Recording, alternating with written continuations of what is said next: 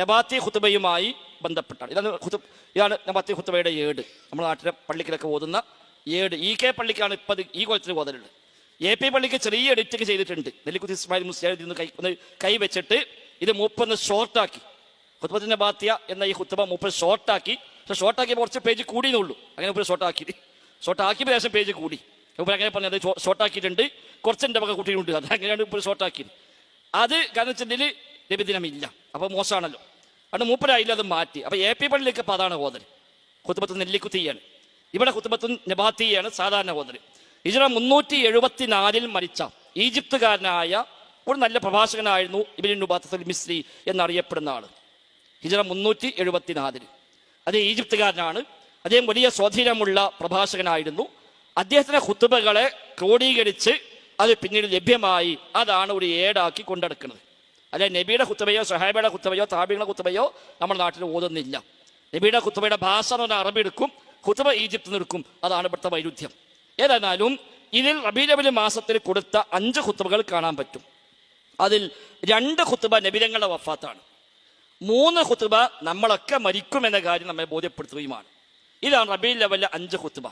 ഒരു ഖുതുബയിൽ പോലും നബിദിനവുമായി ബന്ധപ്പെട്ട ഒരു അരവരി പോലും ഇല്ല എന്നത് കാണാൻ കഴിയും. ഒന്നാമത്തെ ഖുതുബ ഖുതുബത്തുൽ ഊലാ മിൻ ശഹ്രി റബീഉൽ അവ്വൽ യുദ്കറു ഫീഹാ വഫാത്തുൻ നബിയ്യി സ്വല്ലല്ലാഹു അലൈഹി വസല്ലം.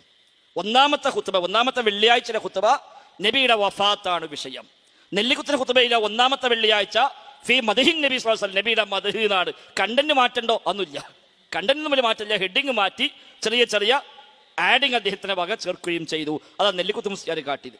ഇതിൽ ഹംദും സ്വലാത്തും ചൊല്ലിയിട്ട് പിന്നെ പറയാം അയ്യുഹന്നാസ് ഇത്തഖുല്ലാഹ ഇബാദല്ലാഹ് എന്ന് പറഞ്ഞാൽ തുടങ്ങിയത്. എന്നിട്ട് പിന്നെ പറയും ഇന്നഹു ലൈസ അഹദുൻ അക്മലല്ലാഹി മിൻ നബിയിഹി വലാ അസ്റഫ ഇൻദഹു മിൻ മുഹമ്മദിൻ നജിഹി വസഫിയിഹി വഇന്നഹു ലം യുഅഖറ ഇൻദ ഇൻഖിലാഇ മുദ്ദതിഹി വലം യുഅമ്മർ ഇൻദ ഹുദൂരി മനിയതിഹി. ജനങ്ങളെ മനസ്സിലാക്കണേ, പടച്ച റബ്ബിന് നബിയേക്കാളും മഹത്വമുള്ള, റബ്ബ് സ്ഥാനം കൽപ്പിക്കുന്ന മറ്റാരുമില്ലല്ലോ. ആ നബി പോലും ആയുസ് അവസാനിച്ചപ്പോൾ പിന്നെ നീട്ടപ്പെട്ടിട്ടില്ല. മരണസമയമായപ്പോൾ ആ നബിക്ക് പിന്നെ ആയുസ് നീട്ടിക്കൊടുത്തിട്ടില്ല. വലഖദ് അതാഹു ഫീ മിസ്ലി ശഹരിക്കും ഹാദാ മിൻ റുസുലി റബ്ബിഹിൽ കിറാം. ഇതുപോലൊരു മാസത്തിലാണ് കൂട്ടരെ ആ നബിക്ക് മരണത്തിന്റെ മലക്കുകൾ വന്നത്. അൽ മുവക്കദിന ബിഖബ്രി നുഫൂസിൽ അനാം ഫജദ്ദു ബിറൂഹി സക്കിയത്തിൻ ലിയുനഖിലുഹാ വആലജുഹാ ലിയുറഹിലുഹാ ഇലാ റഹ്മത്തിൻ വജിദ്വാൻ. ഇത്തരം മാസത്തിലാണ് ആ മലക്കുകൾ വന്ന നബി റൂഹിനെ ഏറ്റുവാങ്ങി സ്വർഗീയമായ ആ ഒരു ആരാമത്തിലേക്ക് കൊണ്ടുപോയത്. ഫസ്തദ്ദ ലിദാലിക കർബുഹു വഅനീനുഹു വതറാദഫ ഖലഖുഹു വഹനീനുഹു واختلف بالانبساط والانقباض شماله ويمينه وعرق لهول مسره جبينه فبكى لمنظره من أبصر وانتهب لمسره من حضر فلم يدفع الجزع عنه مقدورا ولا راقب الملك فيها لم ولا أشيرا بل انتصر ما كان به مأمورا. ആ നബിതങ്ങൾ ആ മരണവെപ്രാളത്തിൽ നബിക്കുണ്ടായ പ്രയാസങ്ങൾ, നബിതങ്ങളുടെ ആ സമയത്തെ നബിതങ്ങളുടെ ചലനങ്ങൾ അതൊക്കെ പറഞ്ഞിട്ട് പറയാണ് കണ്ടവരെല്ലാം കരഞ്ഞുപോയി, എല്ലാവർക്കും പ്രയാസമായി പോയി. പക്ഷെ മലക്കതൊന്നും കണക്കാക്കിയില്ല. പടച്ച റബ്ബ് എന്താണോ കൽപ്പിച്ചത് അത് അതേപടി മലക്ക് നടപ്പാക്കി. ആ നബിയാണ് ആദ്യമായി ഖബറിന് പുറത്തേക്ക് എറിഞ്ഞ. ആ നബിയാണ് ശഫാഅത്തിന് അർഹതയുള്ളാവുക. ആ നബിയാണ് ആകാശവും ഏറ്റവും കരീമായ മാന്യനായവൻ എന്നൊക്കെ നബിയുടെ ചില സവിശേഷങ്ങൾ ശേഷം പറയുന്നു. എന്നിട്ട് പറയാം അതുകൊണ്ട് ഇതാണ് നബിയുടെ അവസ്ഥയെങ്കിൽ ഫകൈഫ ബിമൻ ലാ യഅലമു മത്തർ റഹീൽ, ഇനി എപ്പോഴാ മരിക്കാന്നറിയാത്ത നമ്മളൊക്കെ അവസ്ഥ എന്താണ് എന്ന് പറഞ്ഞ് നമ്മൾ ഓർമ്മിപ്പിക്കുക. പിന്നെ വലാ യതഹഖഖു ഐനൽ മഖീൽ വലാ യദ്രി അലാ മാ യഖദം വലാ ബിമാലിഹി ഫിൽ ഖിയാമത്തി യുഹ്കം ഫയാ ഖലഫ മൻ ഖദ് ദസർ വയാ ബഖിയത മൻ ഖദ് ഗയ്യർ വയാ ഉസ്റാ അൽ അഹ്വാ വയാ ഖുർനാ അൽ ഖനാ വയാ അദീദ അൽ ആജാൽ വയാ അബീദ അൽ അമാൽ അമാ തത്തഇദൂന ബിമസ്റഇ മുഹമ്മദിൻ സ്വല്ലല്ലാഹു അലൈഹി വസല്ലം. വെറും കേവലം പ്രതീക്ഷയുമായി സ്വപ്നങ്ങളുമായി നടക്കുന്ന മനുഷ്യ, എപ്പോഴാണ് മരിക്കുക എന്നറിയാത്ത, മരിച്ചാൽ എന്താണ് അവസ്ഥ എന്നറിയാത്ത മനുഷ്യ, പ്രതീക്ഷകളെ പിന്നാലെ മാത്രം പോവുകയാണോ? നബിതങ്ങളുടെ വഫാത്തിൽ നീ പാഠം ഉൾക്കൊള്ളുന്നില്ലേ? റബീഉൽ അവ്വൽ മാസം ഒന്നാമത്തെ വെള്ളിയാഴ്ച നമ്മളെ മഹല്ല് പള്ളിക്ക് മിമ്പറമെന്ന് ഖതീബ് ചോദിക്കുന്ന ചോദ്യമാണത്. അദ്ദേഹം പിന്നെയും ചോദിക്കും, ആ നബിയുടെ വഫാത്തിൽ നിങ്ങൾ പാഠം ഉൾക്കൊള്ളുന്നില്ലേ?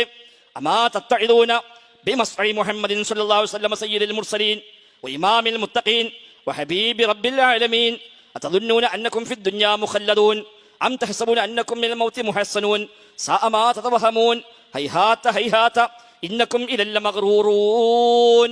നിങ്ങൾ വിചാരിക്കുന്നുണ്ടോ നബി ഞങ്ങൾ വഫാത്തായിട്ട് നിങ്ങളൊക്കെ വഫാത്താവുകയില്ല എന്നാണോ വിചാരം? നിങ്ങൾ കാലാകാലം ഇവിടെ താമസിക്കുമെന്നാണോ നിങ്ങളുടെ വിചാരം? നിങ്ങൾ വഞ്ചിക്കപ്പെട്ടിരിക്കുന്നു. അതുകൊണ്ട് പാഠം ഉൾക്കൊള്ളണേ.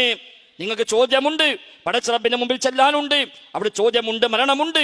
അതുകൊണ്ട് നിങ്ങളതിനു വേണ്ടി ഒരുങ്ങണേ എന്ന് പറഞ്ഞ് നബി തങ്ങളുടെ വഫാത്ത് പറഞ്ഞ് ഉത്ബോധിപ്പിക്കുകയാണ് ഒന്നാമത്തെ വെള്ളിയാഴ്ച. രണ്ടാമത്തെ വെള്ളിയാഴ്ചയോ അൽ ഖുത്ബത്തു സാനിയ മിൻ റബീഉൽ അവൽ, റബീഉൽ രണ്ടാമത്തെ വെള്ളിയാഴ്ച എന്താ? ഇദ്കുറു ഫിഹാ വഫാത്തുൻ നബി സ്വല്ലല്ലാഹു അലൈഹി വസല്ലം. അന്നും നബിയുടെ വഫാത്ത് തന്നെയാണ്. രണ്ടാമത്തെ വെള്ളിയാഴ്ച നബിയുടെ വഫാത്ത് തന്നെയാണ്. ഇതേ ആശയം തന്നെ അന്നു സ്വലാത്തും ചൊല്ലിയിട്ട് ഇതേ ആശയം അവിടെയും പറയാണ്. അയ്യുഹന്നാസ് ഉസീകും ഇബാദല്ലാഹി വഇയ്യായ ബിത്തഖ്വല്ലാഹ് അമ്മൽ ഫനാ ഫമാ ഇലാ ബഖാഇൻ മിൻ സബീൽ വതമ്മൽ ഖലാ ഫമാ ലിമുബ്റബിഹി തദ്ബീൽ വതമ്മ ബഹറുൽ മൗത്ത് ഫഹറ ഫീഹി ദലീൽ വഅമ്മ ഇഖ്തിതാഫ് الناس ഫഹുവ ബിഹലാകിഹാ കഫീൽ. ഇതാ വ്യാപകമായ പ്രശ്നങ്ങളാണ്, വ്യാപകമായ നാശനഷ്ടങ്ങളാണ്. മരണമിതാ സമീപത്തെത്തിയിരിക്കുന്നു.